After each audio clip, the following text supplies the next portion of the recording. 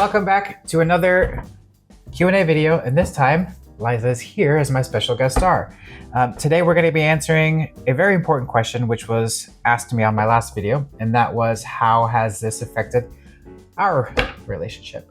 So the reason that I wanted to bring her on was because I think it's important to have multiple perspectives told throughout this whole process so that we get a clearer picture, and also she keeps me honest. So we're going to be building this little car here that I am really excited to, because I've always wanted a dragon car, and I've been eyeing this little ditty for quite some time. So let's give it a shot. Let me open. 2 thumb holes now. Oh, that's exciting. That's a little motor for pulling it back and running it. Well, there's a lot fewer bags this time, at least. Let's start with last year when I came out as gender fluid. One of the big things that was made clear to me was that I needed to slow down my experimentation and delving into all things femme. Largely because there was a worry that I was moving too fast for people to keep track with or keep up with. And so I kind of wound up having to stunt my experimentation a bit. What wound up happening after, maybe a month? 2 months? Something like that. 2 months after my gender fluidity, there came a time where I think Liza was struggling a lot with the concept of my exploration. And I think some of it was born from the fact that, you get to build a person. Oh, okay. I think a lot of it was born from the idea that I think she assumed that gender fluidity was not going to be the end. I knew it wasn't going to be. Because I'm gender fluid, Yeah. just for background. And I have known this about myself since high school. So I had quite the jump start on, knowing my own gender identity and what it means to me, and knowing other people who are transgender and all that fun stuff. So I had a very, very strong feeling that it wasn't going to end there. She's also been asking me for years, at pretty regular intervals, she would ask, "Are you sure you're not just like a little trans?" Yeah, well, we know the answer to that one. But ultimately, what wound up happening was she expressed to me one evening after a night that I went out and I was kind of on a high of feeling good, and then We should back up just a little bit Okay. on that with some context. Okay. Before we get to the thing that happened. The thing. Yes. Before the event, the danger. Oh, God. Okay. Essentially, when they talk about a grieving period, when a loved one, it's okay, you go ahead, Bill. I can't talk and build at the same time. Okay. Sorry, guys, I'm not that smart. You're just not that practiced. You're a very intelligent person. Thank you. This just takes some time to do and talk. Yeah. When someone in your life is transitioning, there's talk of this grieving period. And for me, I'm not going to even try to speak for everybody out there. So for me, this grieving period was almost like a reverse of when a person passes away. Because when a person passes away, the person is taken from you, but everything else is still there. Their clothes, their things, their smells, like their deodorant or perfume or whatever else. All these little things about the person linger after they have gone. With her transitioning, it was kind of like the opposite of that, where everything else about her was changing. Her clothes, her deodorant, putting on makeup, your hair, just everything was changing. And so everything that was familiar about my spouse was changing, and it's overwhelming. So even though the human being, like the core of the person underneath all of that, was still there, it's still a bit overwhelming. And I was also going through other things in my own life, like career things, and I'm also going through menopause, so like I've got a lot going on too. For a minute there, I thought, is this gonna be okay with me? Like, am I really bisexual, pansexual, like I always assumed I was, because I do have an attraction to both men and women? But I started questioning, is my attraction to women just superfluous? And can I make a relationship work with a woman? I was having all sorts of doubts because there was just so much going on, and it was very overwhelming and very difficult. And it was also, difficult for the kids too. And around that time, and at that time also, I lost my best friend because it turns out she was transphobic. So yeah, it was just a lot. It was a lot. Yep. Now that we resume where I left off, I had gone out. I was feeling good. I was having a lot of time. I think this was the first time I really went out super, super glammed up. And so I came home, and then Liza, I suppose, expressed her concern with the idea that she might not want to be in a relationship with another woman. And that wound up whiplashing me pretty hard that night. I went from being on cloud nine to suddenly being in, well, not being in, but it kicked off definitely the worst panic attack that I've ever had, because I was worried that I was going to lose her, this person that I have devoted my entire future to. And at the same time, I never wanted to feel like she felt trapped, like she had to stay here, or that she had to give up things that would make her happy to stay with me. That essentially kicked off another round of the worst dysphoria that I've ever experienced, to the point where in the middle of this conversation, I started trying to literally scratch my skin off because I was so despondent and so distraught over the possibility of losing this incredible relationship that we've built up over the last 13 years. It was a real bad time. I don't even remember how that evening ended. All I know is what came after, which is obviously we're still together. Since then, I'm just going to say what I have observed from my point of view. I think what happened with Liz was that she decided to just try and see how it all shook out. There's a reason she's my editor. Was this before or after you told me to just kind of just go at my own pace at a certain point? Because I had been holding back on... That was before. I think we spent some time where I just kind of told myself to get used to it, get over it, just like what you said, just roll with it and stop freaking out. Yeah. Because over a period of time, I don't know, once I had kind of been without all those little things for a while, without your usual clothes, your usual deodorant, your usual everything, cutting your hair short and all that stuff, the person remains. The person that I like to cuddle with and banter with and, do all those cutesy little husband-wife things with, or wife and wife things with now. Right. And I don't know, it's something that just took time with me. I just had to get over that loss of all of those little things and everything that I thought made up the person I was with. And I mean, those things kind of did make up who you were then. And still, to a degree, the small things like my sense and all that stuff, that was all, yeah, that's all superfluous, but Yeah, but it's all familiar. And that's the thing. Yeah. So when all that changed, but the core of, yourself didn't change, I don't know, just that mixture of the new things and you as you are, I don't know, I just kind of, I got over it. I don't know how else to put it. I got used to it, I guess. I think that's a pretty good, and the other thing about it is I've noticed that there's an excitement from you now when we're doing new things, we go shopping for clothes and we both get to just kind of try on different things. It's been fun to just kind of see my style start to take shape and influence her style choices, and vice versa, right? Because we live together, we kind of can't avoid influencing each other. So that's where we're at. You're up, by the way. You're here. Okay. Yeah, that's kind of it, really. It's just been a really fun time kind of recalibrating our relationship. I don't think that there are any parts of a relationship that just haven't been improved since this whole thing has started. Yeah, honestly. Yeah, She was telling me today, that it seems as though I am much more comfortable and at ease and just kind of happier just in general.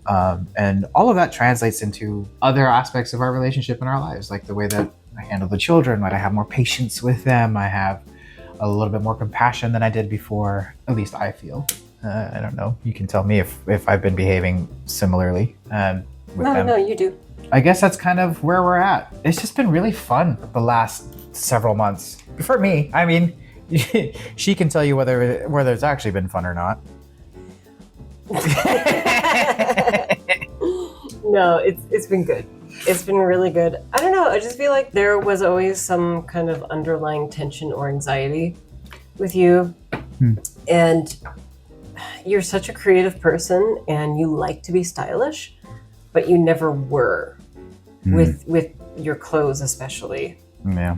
And I don't know, I just chalk that up to, maybe these are things that at the time he wants to do, but he's just, he's too lazy to do them. He's a dude. But I don't know, just with time and this coming to light, and now that you are transitioning and I don't like this phrase very much, but you're living your truth. It is very eat, pray, love. Yeah. But it kind of works because that is what you're doing and you're just such a happier person for it. And it's so obvious now. It's and true. I love it for you. Thank you. Because I love you. I love you.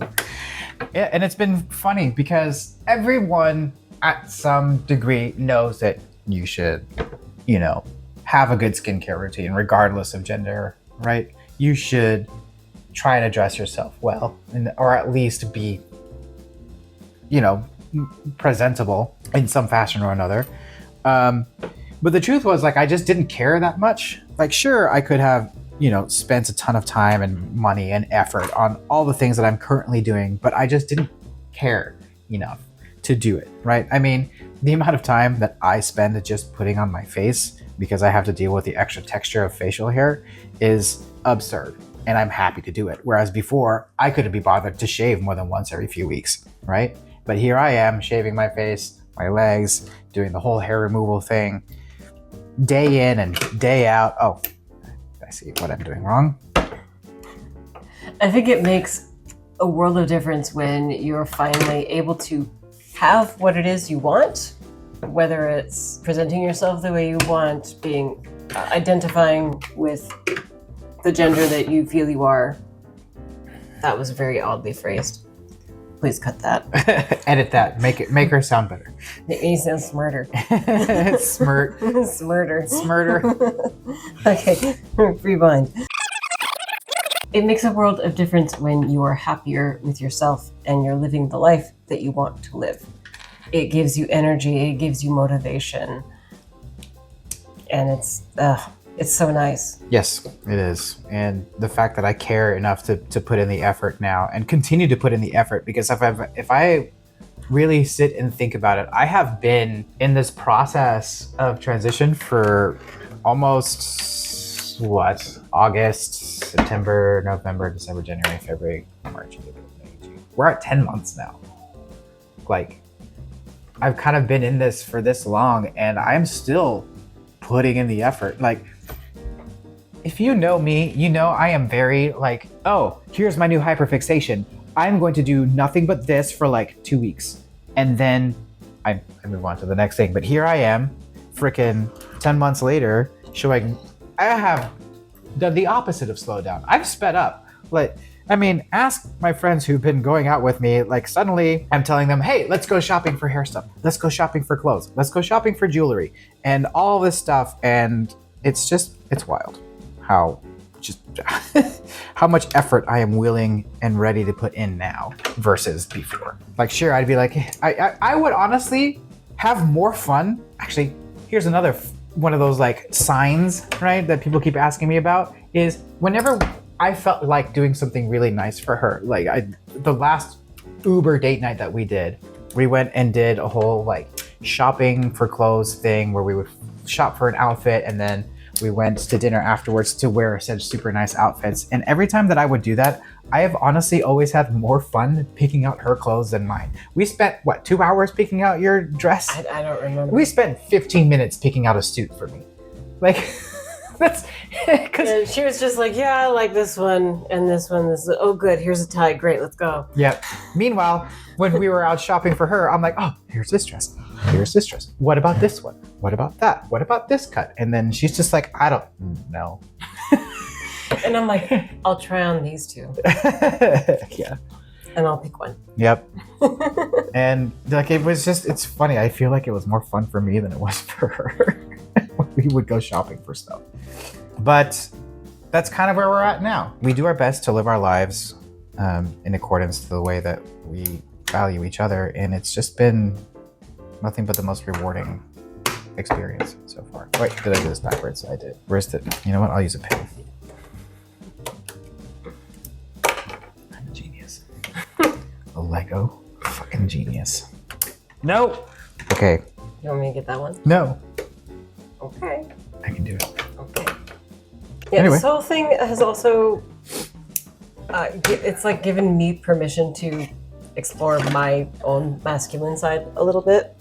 Being gender fluid myself, no one ever knows because I don't really express it.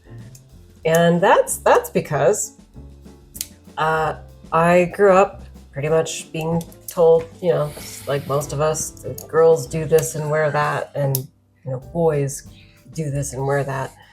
And even my in my previous relationship before I met Val, I was with a guy who criticized pretty much everything I did and wore that wasn't exactly what he wanted me to do and wear. Which he wanted me to be very girly girl. And that's not really me. This is about as girly as I get. It's true. Yeah. She's never been terribly femme. It's kind of funny. I'm not super femme. No. I like my combat boots with my dress, you know. I love her in combat boots and a dress.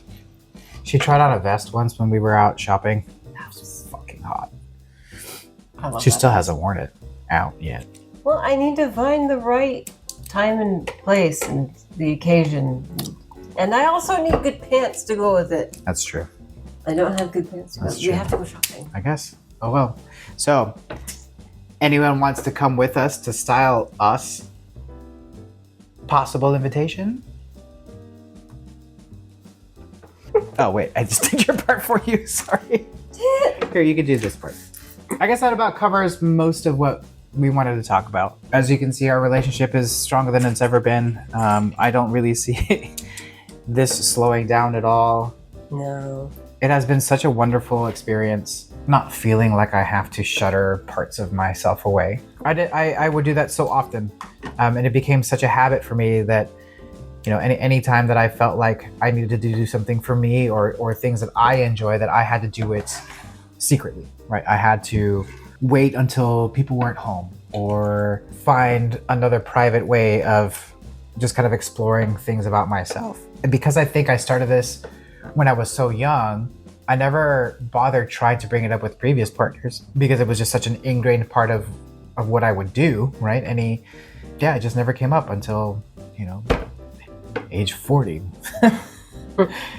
And it's probably one of the most freeing things I've ever experienced. No, it's definitely the most freeing thing I've ever experienced. I know that I couldn't have had a better partner for this, despite the meltdown that I had, because it wasn't in response to her being cruel or mean or not accepting of who I was. She was always purely accepting and supportive of the things that I wanted to explore about myself. You know, my pain and anxiety came from just the sheer amount of love that I have for her and the concept of making her unhappy, and that I was the cause of the unhappiness, even though that wasn't technically what the issue was, right? It was all the things that she mentioned, but in my brain, it was like, oh, I'm the problem.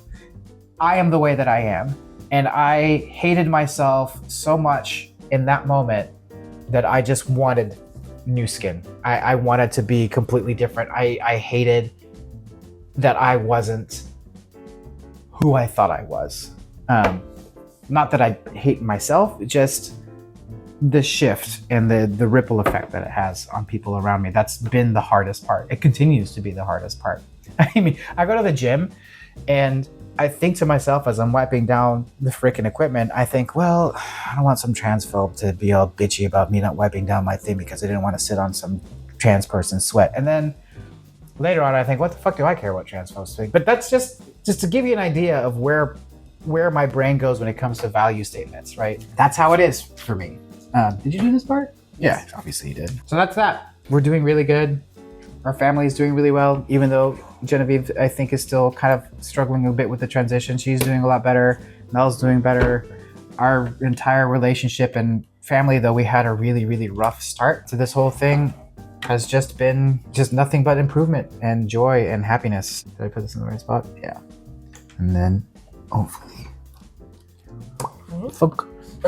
Probably the biggest thing that helped me kind of get over whole, oh my god, everything is changing and I don't like change, is the fact that I was freaking out a little bit too.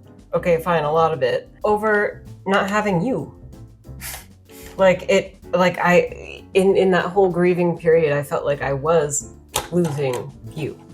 Like that, it's just what it felt like. I knew that was not what was happening. But I felt like I was losing you, and my imagination even came up with these dumb scenarios where, like, oh, she's finding herself and she's going to be so gorgeous and great, and she's already all gregarious, and she's going to go off and find someone better than me now that she's, There's nobody better for me than you, babe. Just flat out. It's true. I'm her guard dog. So when we go out, if anyone's going to hassle her, they have to go through me first. It's true. And I'm more than happy to have her be my shield. Not that I won't defend myself if I need to, but... Oh, it's not going to be pretty if it ever comes to that. Yeah. Just keep an eye on the news, guys. If I'm ever not like answering my phone or something, just go watch the news. Search for, transgender guard dog. Beats the shit out of some transphobe guy. Right, exactly. You'll find a picture of me. It's true. And then I'll be in the courthouse with her. You'll be bailing me out. I will. I think that we covered pretty much everything we needed to cover. If you guys have any more follow-up questions, please feel free to ask either here, Facebook, Insta, DM me, whatever. I got another video planned coming up talking about my 3-month check-in. So I passed 3 months on HRT on the 21st. Last month, and I wanted to do just kind of like a quick little video on what I've noticed for myself, if you all are interested. So that's it. Thanks for tuning in. We'll see you next time.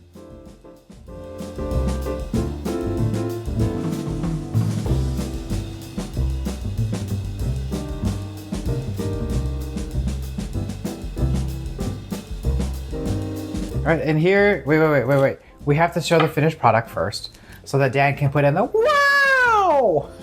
Wow! I'm gonna kill you! I don't know if that's his voice, or their voice.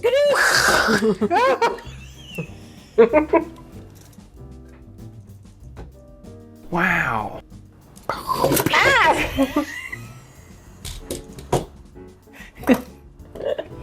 Oh, the kids are gonna have so much fun with this.